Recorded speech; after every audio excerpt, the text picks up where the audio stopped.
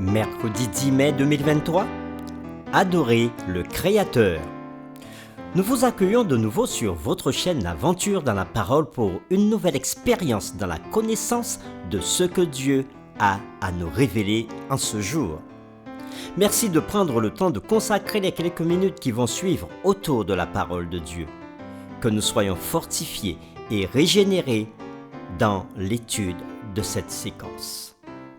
Le Dieu de toute bénédiction saura nous conduire dans sa connaissance plus profonde.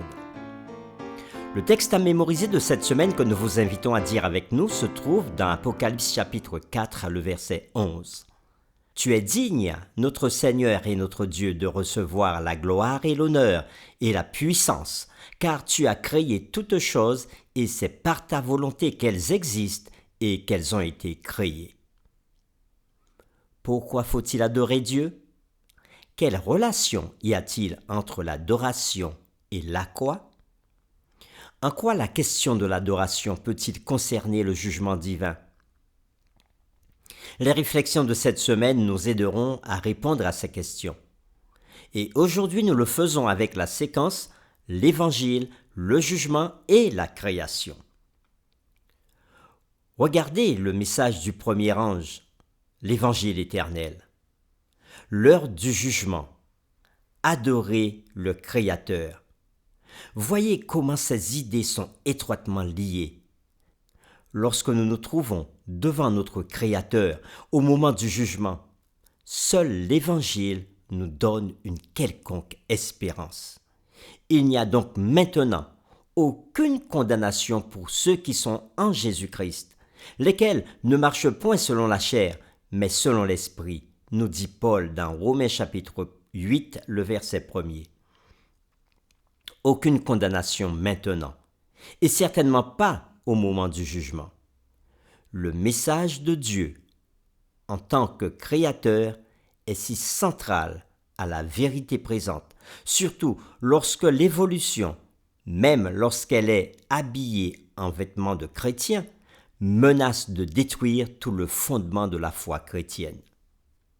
Toutefois, au milieu de l'assaut de la pensée évolutionniste, Dieu a suscité une Église, un peuple dont le nom même est un témoignage contre l'idée évolutionniste, un peuple qui doit proclamer la vérité fondamentale de Dieu comme notre Créateur et Rédempteur. Nous vous invitons à lire Éphésiens chapitre 3, le verset 9, Colossiens chapitre 1er, les versets 13 à 17, Apocalypse chapitre 4, le verset 11 et Romains chapitre 5, les versets 17 à 19. Et nous répondrons à cette question. Qu'est-ce que ces textes enseignent sur Jésus en tant que Créateur et Rédempteur? Nous lisons Éphésiens chapitre 3, le verset 9 et qui nous dit « Et de mettre en lumière quelle est la dispensation du mystère caché de tout temps en Dieu qui a créé toutes choses. » Colossiens chapitre 1er, versets 13 à 17. Qui nous a délivrés de la puissance des ténèbres et nous a transportés dans le royaume du Fils de son amour, en qui nous avons la rédemption, la rémission des péchés. Il est l'image du Dieu visible, le premier-né de toute la création, car en lui ont été créées toutes choses qui sont dans les cieux et sur la terre, les visibles et les invisibles, trône, dignité, domination, autorité, tout a été créé par lui et pour lui. Il est avant toute chose et toute chose subsiste en lui.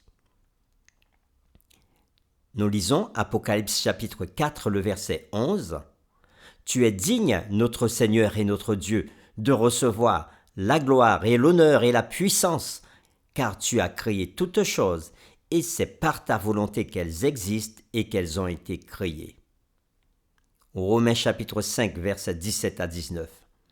Si par l'offense d'un seul homme la mort a régné par lui seul, à plus forte raison, ceux qui reçoivent l'abondance de la grâce et du don de la justice régneront-ils dans la vie par Jésus-Christ lui seul. Ainsi donc, comme par une seule offense, la condamnation a atteint tous les hommes, de même par un seul acte de justice, la justification qui donne la vie s'étend à tous les hommes.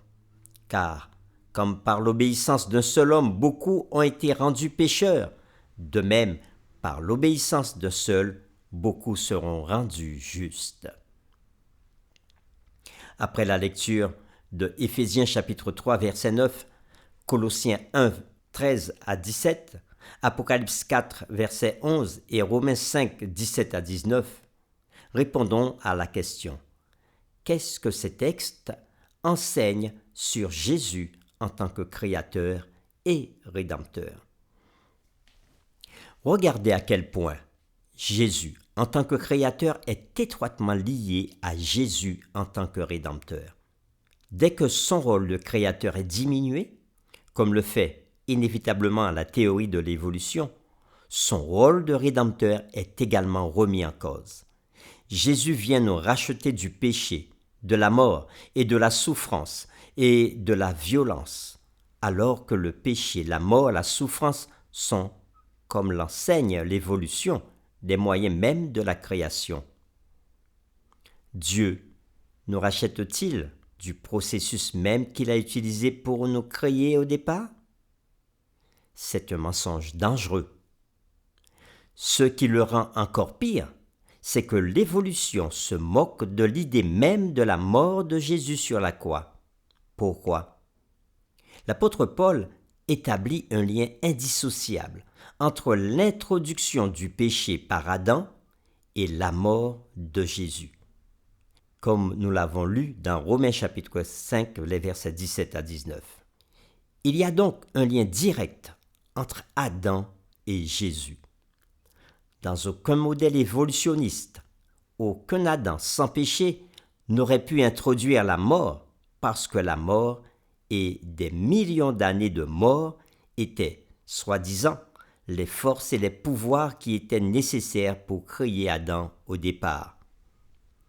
Ainsi, dès le départ, l'évolution détruit le fondement biblique de la croix. En revanche, les adventistes du 7e jour, en appelant le monde à adorer le Créateur, sont un témoignage vivant contre cette erreur. Nous vous invitons à prier avec nous. Oui Seigneur, nous avons vu un parallèle entre Jésus le Créateur et Jésus le Rédempteur. Jésus qui a fait toutes choses et Jésus qui vient sauver l'humanité. Alors qu'aujourd'hui, cette théorie de l'évolution ignore la personne de Jésus et remet en question même Dieu lui-même.